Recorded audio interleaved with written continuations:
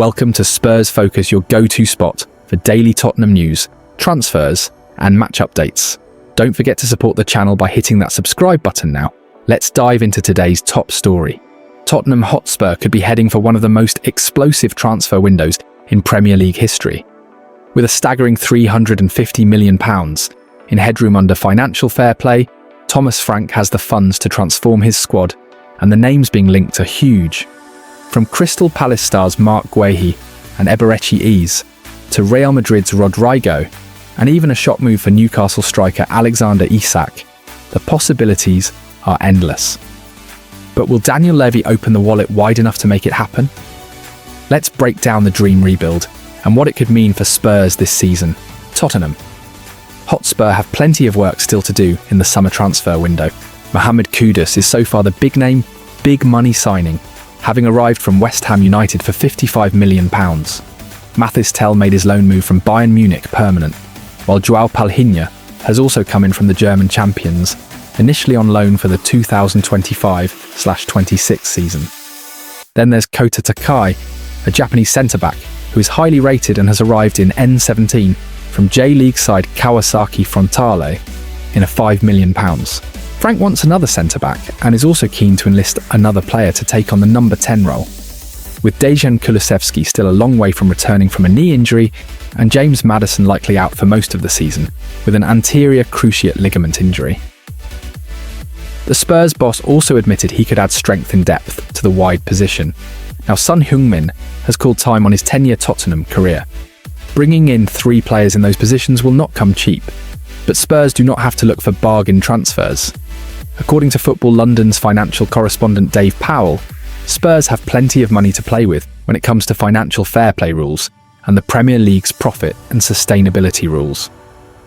Powell said, "For the cycle up to 2024-25, which will be assessed by the Premier League before the end of the year, the £61 million loss from 2021/22 drops off, and, assuming the same amount of allowable deductions at £93 million, Spurs will have absolutely no issues with PSR.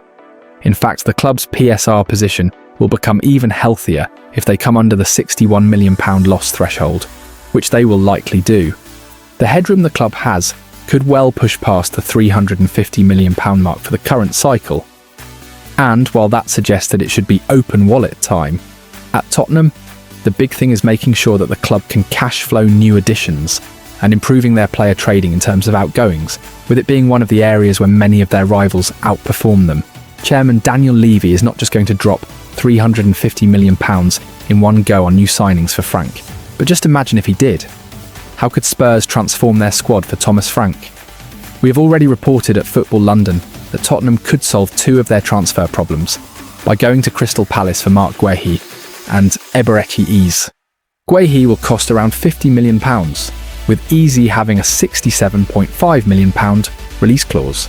That's a £117.5 million splurge straight away. If Tottenham want to sign another winger, they should look no further than Real Madrid's Rodrygo, who has been linked with a move to North London regularly this summer. He would likely cost around £80 million, filling 3 holes for £197.5 million. Frank would still have more than £150 million to spend. Nicholas Jackson has been linked with a move across London if Richarlison were to leave, but he would cost around £70 million to £80 million too. Tottenham might be better served going all out to hijack Liverpool's move to sign Alexander Isak from Newcastle United instead.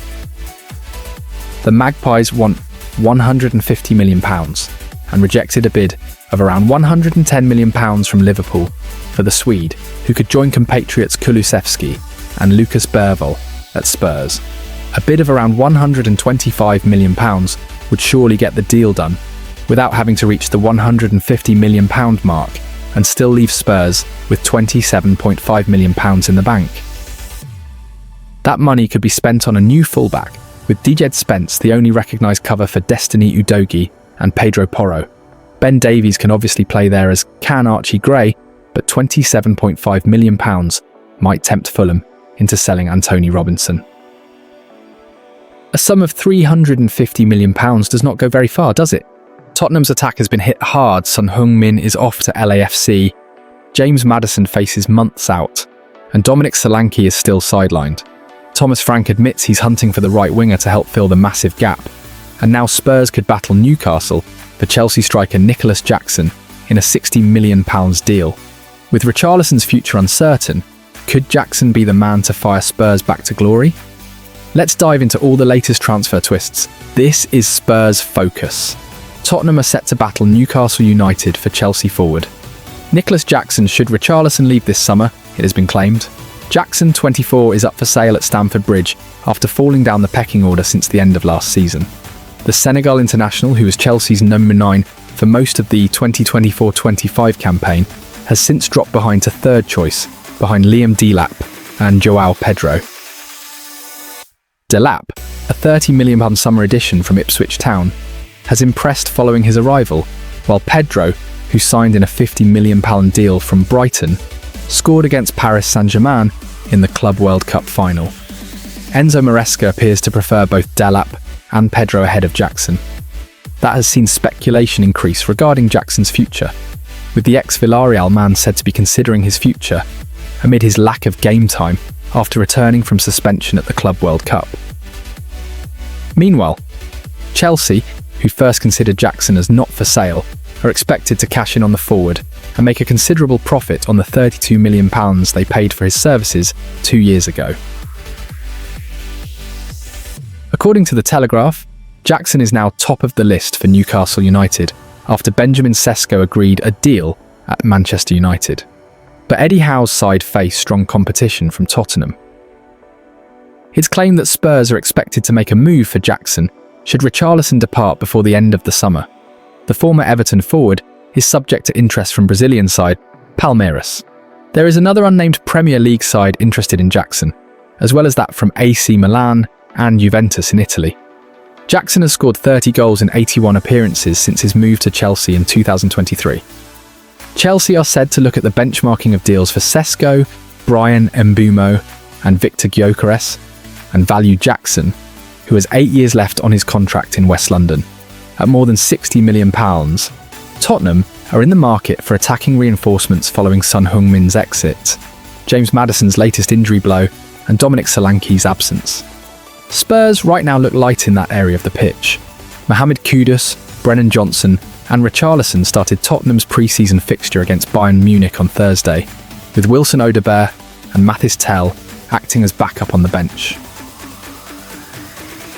It's clear that based on Thomas Frank's available forward options, Spurs require at least one, if not two signings at the top end of the pitch between now and the Monday, September 1st deadline. Following Spurs' 4-0 defeat at Bayern, their next fixture is against Paris Saint-Germain in the Super Cup next Wednesday. That is all before the start of the new Premier League season the following weekend. Sonny's gone, and Thomas Frank is on the hunt. With Tottenham's talisman off to LAFC and Maddison sidelined, Spurs could swoop for a new winger before the window shuts. Who's coming in to fill the void? Let's dive into the latest from North London. Thomas Frank has admitted that if the right opportunity arises in the transfer market, then Tottenham will attempt to sign another winger to go some way to filling the gap left by Son Heung-min. The South Korean star departed Spurs this week for LAFC in an MLS record move of more than £20 million, and goals have not exactly been free-flowing so far under Frank in pre-season, not helped by striker Dominic Solanke being missing with an ankle injury, and Dejan Kulusevski recovering from his patella surgery, and now James Maddison has ruptured his anterior cruciate ligament in his right knee and will miss most of the coming season. With Son's departure as well, that's a lot of goals and assists removed from the Tottenham side for the start of a season that brings with it a return to Champions League football. Football.London reported this week Frank was still looking for a number 10 and a new centre-back, and would look for any other opportunities that arise in the market. The Tottenham head coach confirmed after the 4-0 defeat at Bayern Munich on Thursday that if one of those opportunities was someone to replace Son, then the club would take it. Sonny was a key player for 10 seasons. He has left the club. We have both good young players in Mathis, Tel and Wilson Odobert, and they are really promising and can perform, said Frank. Brennan Johnson can also play that side. As I said, we are in the market. If we think we can find the right one who can improve the team, then he will be signed. If we can't, then not. It's not just Son's quality with the ball that Frank must replace, but also the South Koreans' unifying leadership of the dressing room. I think there's definitely players that can step up and replace him in terms of leadership, he said. When asked if he was any closer to making a decision on who would be the skipper for his tenure, he said, "Closer, yeah, but I haven't taken a decision yet. No decision yet."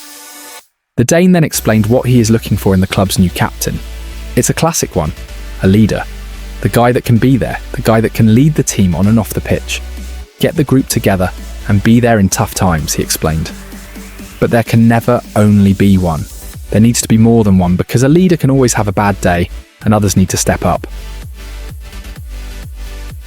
I think we in general prefer one that can communicate verbally. But it's not enough if you only communicate. Thomas Frank's first pre-season at Tottenham continues with a trip to face Bayern Munich at the Allianz Arena on Thursday. Spurs will travel to Germany without Son Heung-min after the 33-year-old completed his move to LAFC for more than £20 million, an MLS record transfer. They will also be without James Maddison after his knee injury suffered late on against Newcastle in Seoul on Sunday. Dejan Kulusevski and Rodrygo are recovering from long-term injuries, while Destiny Udogie missed the club's tour with a knee problem. Dominic Solanke travelled with the team to Hong Kong and South Korea, but did not take part in any of the matches due to an ankle issue. After the win against Arsenal, Frank told Football.London that if the England international did not make it back for the Newcastle game, then he would be back for the friendly in Munich. Even if Solanke has travelled to play, then he is not likely to start after missing the past couple of weeks of training. Frank must decide who will play as the team's number 10 without a fit natural player in that position. And there is also a new loan signing to fit in with the arrival of João Palhinha from Bayern, who could immediately feature against his parent club. The Portuguese has not played since a brief appearance in the Club World Cup in June, so will likely have to build up his minutes. Here's the team that we reckon Frank will select to face Harry Kane and co. as Tottenham prepare for next week's UEFA Super Cup clash against PSG. Romero, Van de Ven, Spence, Bentancur, Sarr, Kudus, Bergvall, Odegaard, Richarlison. Tottenham's transfer plans just hit a twist. Gibbs-White deal collapsed. Simons is slipping to Chelsea, and now Harvey Elliott's in the mix. Is Thomas Frank's number 10 dream falling apart? Let's break it down. Thomas Frank wants to sign a new number 10 at Tottenham this summer. Spurs have completed 4 incoming deals so far this summer, with the new head coach improving his forward line, his defence, and the midfield with the signings of Mathys Tel, Mohamed Kudus, Kota Takai, and João Palhinha loan. Frank wants to add another centre-back to his ranks, given Christian Romero and Mickey van der Ven played just 26 and 22 games respectively last season in a 60-match campaign, while Rodrygo is still on his way back from his cruciate ligament injury. Spurs look set to bring Morgan Gibbs-White to the club, having appeared to activate the Nottingham Forest man's release clause. However, Forest called foul play, ceased communication with Spurs, threatened legal action, and eventually tied the 25-year-old down to a new contract at the City ground. Dejan Kulusevski remains sidelined with a knee injury, and James Maddison had been on his way back, also from a knee injury, until he had to be stretchered off during the pre-season tour game with Newcastle, with what looked to be a further serious knee injury. A number of players have been linked with a move to the Tottenham Hotspur stadium, but there is nothing imminent at this moment in time, and if reports are to be believed, one move could have a damaging domino effect on Tottenham, unless they act quickly. Chelsea are trying to sign Xavi Simons from RB Leipzig, with the Blues in direct club-to-club talks with Leipzig for around 2 weeks now, over a £60 million deal. The 22-year-old has a broad agreement on personal terms with the West Londoners and has made it clear to his current employers he wishes to leave. Simons has been linked with Spurs too, but it would have to be a late hijack now to beat Chelsea to the transfer. Should Chelsea sign Simons, Leipzig would need a replacement, and they are already on the hunt, with Liverpool's Harvey Elliott tipped to make the move to Germany. Elliott is another who has been linked with Tottenham in the aftermath of the Gibbs-White transfer failure. Both players would be good additions to Frank's squad, but the two could be interlinked, and Spurs could find themselves having to look elsewhere.